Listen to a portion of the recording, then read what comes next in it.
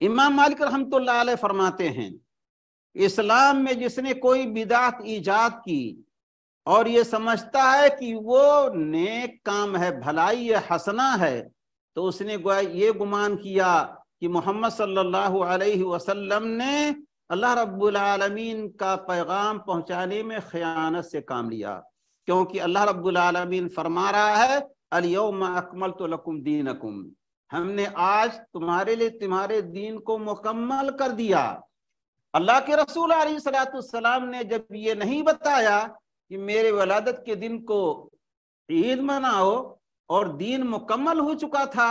تو اگر آپ نے جان بوجھ کے اس پیغام کو امت تک نہیں پہنچایا تو نعوذ باللہ اللہ کے رسول علیہ السلام نے حق ادا نہیں کیا تبلیغ کا۔ امام مالک رحمۃ اللہ علیہ آگے فرماتے ہیں فما لم یکن یوم دینا